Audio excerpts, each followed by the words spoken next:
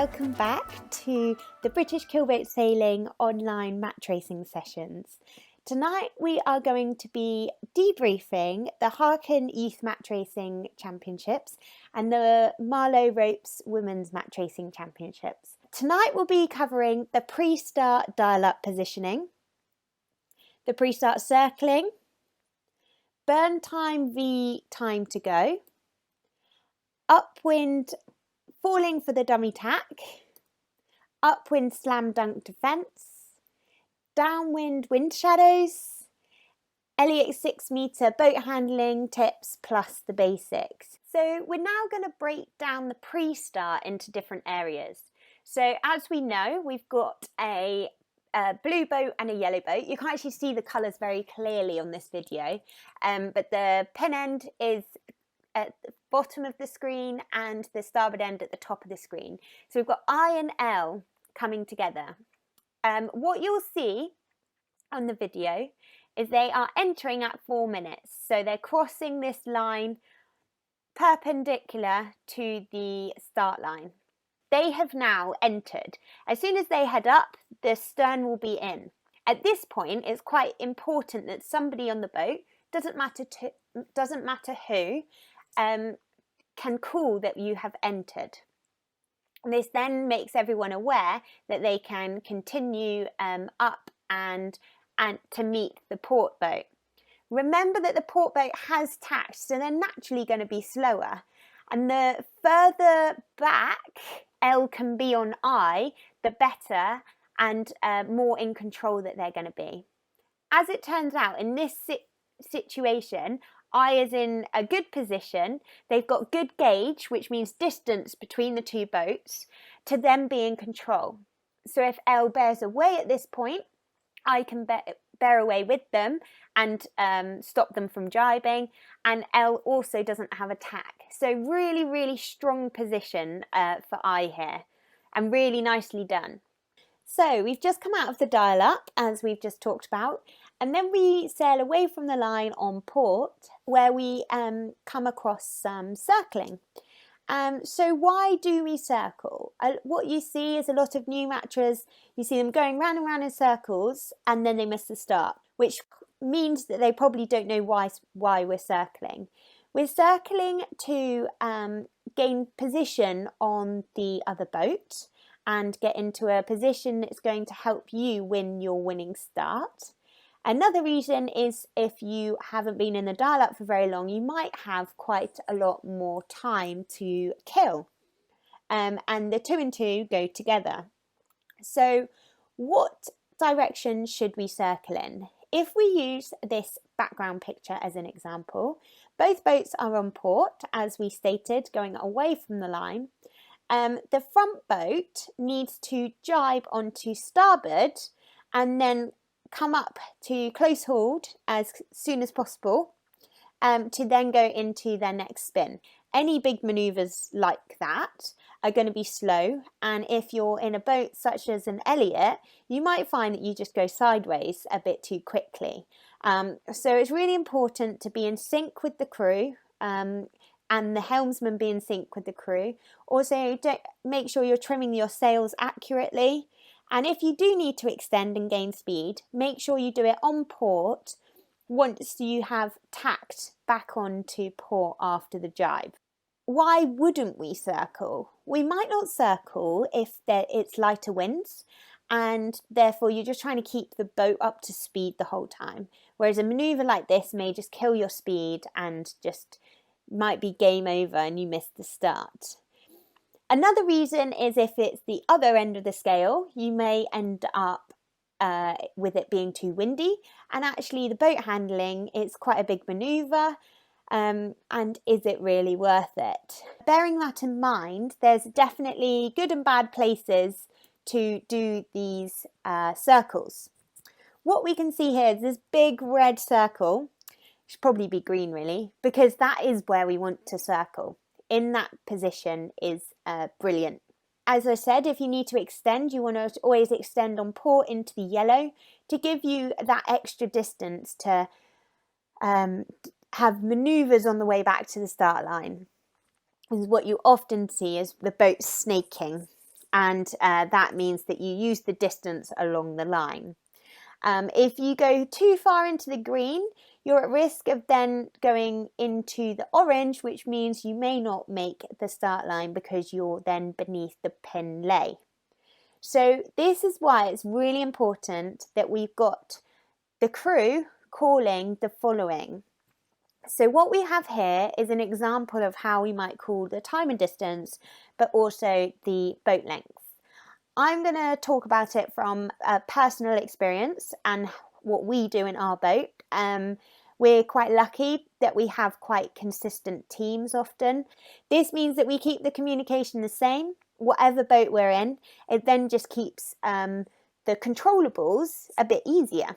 So communication being one of those controllables. So for example, I would be calling the time to the line. So we've got one speech bubble here saying 30 seconds sailing time from the line. That means how quickly or slowly it's going to take you to get from where you are currently to the start line. And that includes whether you've got to tack or jibe. You then have another person ideally calling the time. The reason it's good to have two different voices here is that the helmsman at this point is very engrossed in the other boat, and they may lose track of where they are from the line, and they may lose track of the start time or the time to go, and just be a bit out of whack, especially if they're new to it. So it's really important to try and have two people calling this. This then makes them realise which number is which if they've missed a little bit before it. And then also the boat lengths, which refers to the slide before where we talked about where we want to be in relation to the ley line.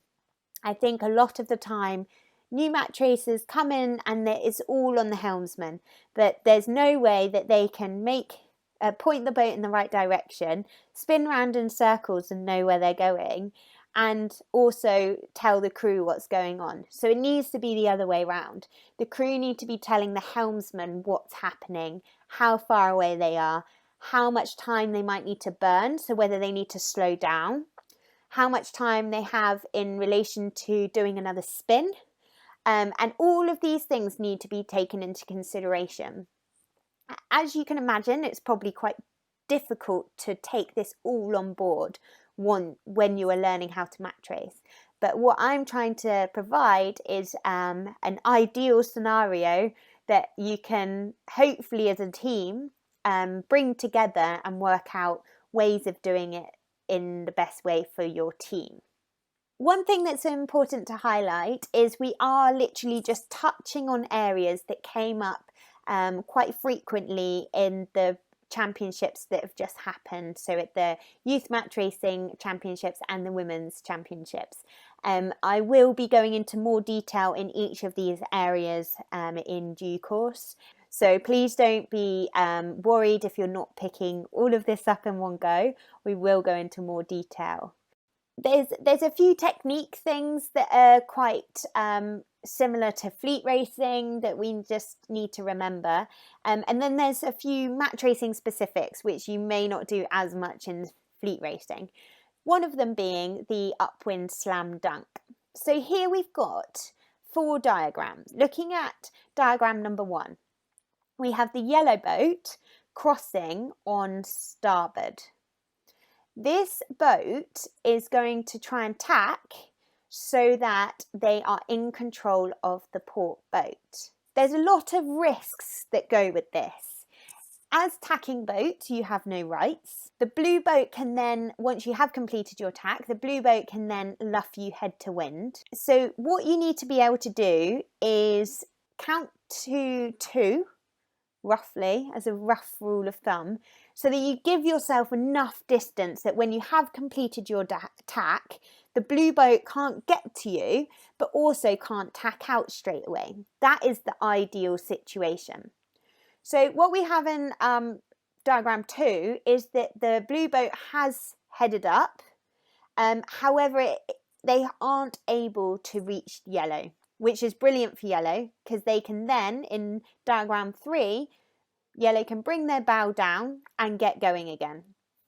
Again, 4 is quite similar. So at this point, blue will probably want to be bringing their sails in so that they are up to speed. Otherwise, they'll just be spat out.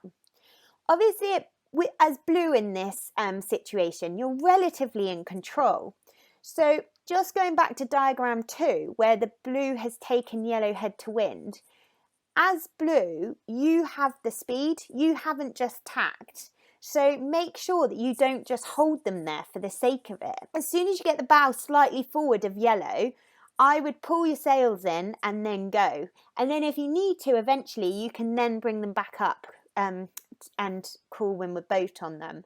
The reason for this is so that you're the boat that is faster when you need to be.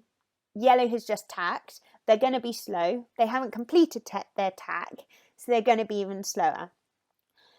As I said, it's quite a risky move for yellow, so it's really important to be confident in your ability and only do it if you really need to. We then have the upwind lee bow tack. Often the tacks are never as good as they are when you're tacking by yourself.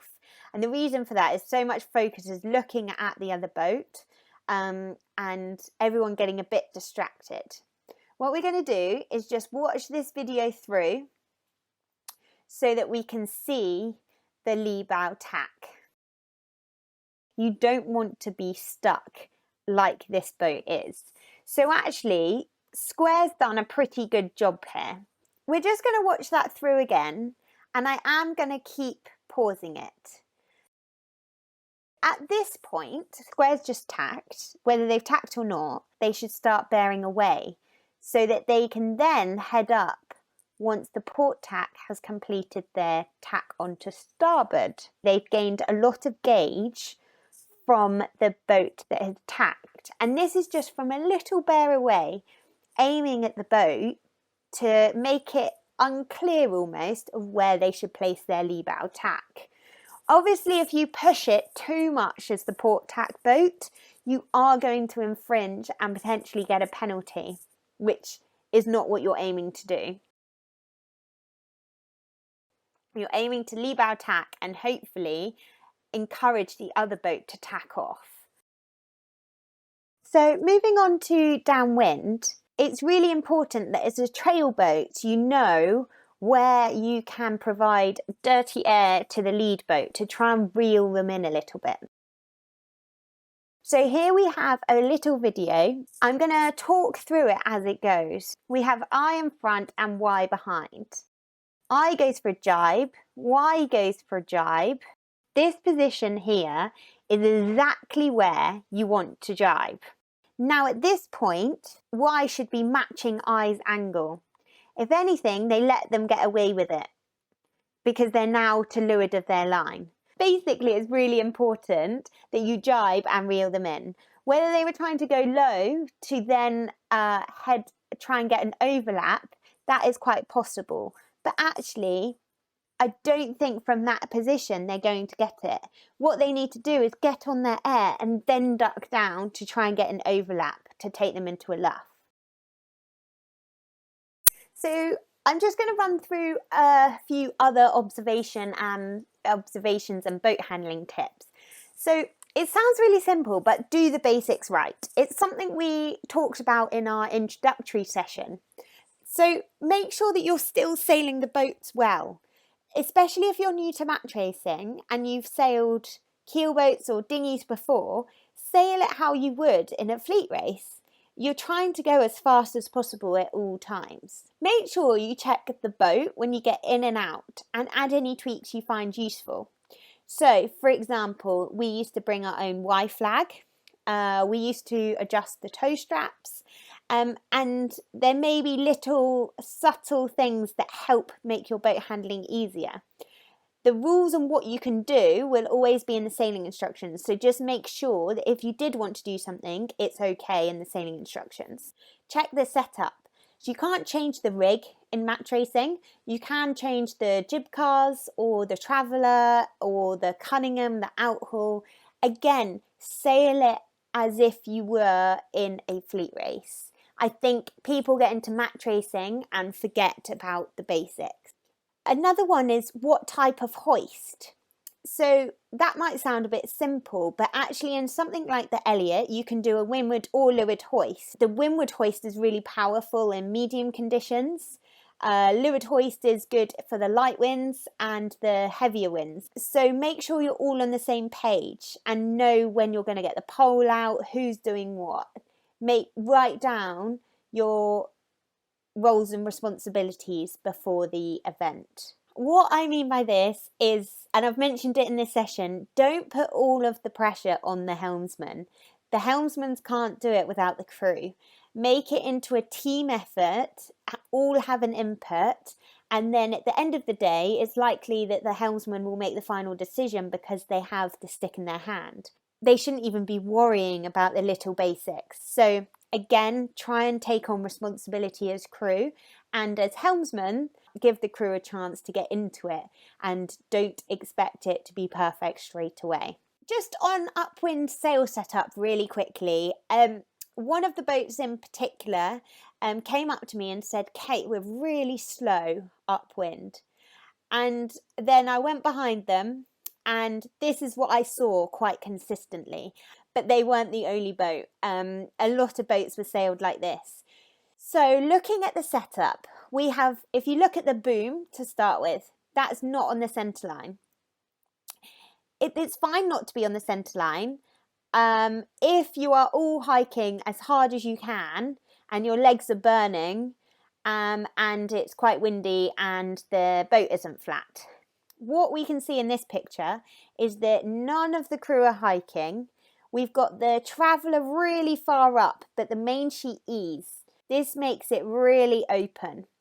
So what we need to do here is pull the main sheet on as hard as possible, because you can't physically pull it too hard in this condition. In light conditions you can, but in this condition where it's about 12 knots, you can't pull it on too hard. You may need a bit of kicker or a vang on as well, and then you can let the traveller down. When I say let it down, you only want it to be a little bit either on centreline or a little bit beneath centreline if you are heeling.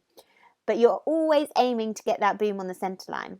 Having the traveller far up and easing the main affects this leach, as we just discussed. Again, it goes back to that keeping it simple, keep the basics correct. And to me, this is just a team that needs to hike and check in with their sail setup a bit more. So just to finish up, we're just going to go through a quick summary. We've obviously covered a lot of areas without going into too much detail.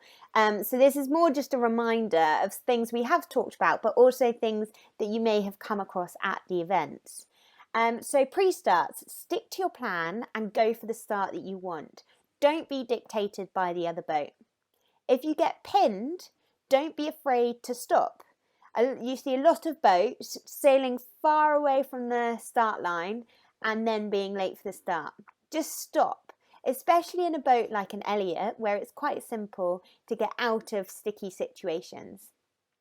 Keep the comms up in the boat. So have somebody calling the time and distance, and also the ley lines. This helps to keep the crew in check, and also the helm makes them aware if they're focused on the other boat.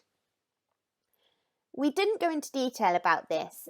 We did talk about the time and distance. So if you lose track, you're not sure what time to turn back, you may want to use this method, which is a bit of a 2-to-1 ratio. This is a really simple example. So if you're 40 seconds away from the line, so that's the distance away from the line, the sailing time back to the line, then roughly you will be turning back round to the line at 1 minute 20. And the reason we do this is because you're above the starboard ley line usually, you've got a lot of distance to cover down, but also if there's any interaction with the other boat, you've given yourselves time for that. So it's quite a good rule of thumb to follow if you really aren't sure. If you go back and sit on the line, you're basically going to be a sit and duck. So it's important to keep moving and as the first point said, stick to your plan. For the upwind, remember to keep the main sheet tension on whilst you can and move the traveller to keep the boat flat. Don't let the boat heel too much, especially in an Elliott, because it will go sideways. Split up the roles. So who is calling the other boat? Who's calling the gust? Who's calling the strategy? Who's calling the speed focus? And whose responsibility is it? We talked briefly about lee bow tacks. It's not worth doing if you know that you're going to get pinned. If you think you can do it and then get into the zone at the windward mark before the other boat, great, brilliant.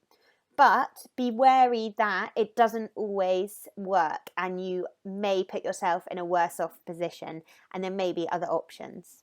Downwind, we didn't go into too much detail in the hoist, but if you have a leeward hoist, try and have the pole on. Just make sure you communicate that you are going into the boat to put the pole on.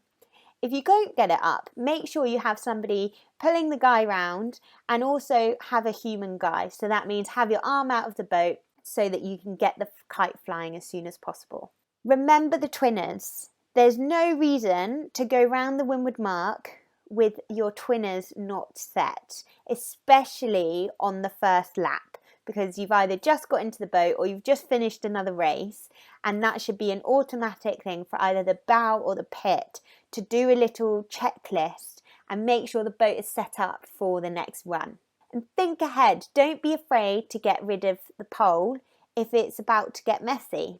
Remember to keep it simple, communicate and race fast. Thank you very much for listening, and I look forward to seeing you next time.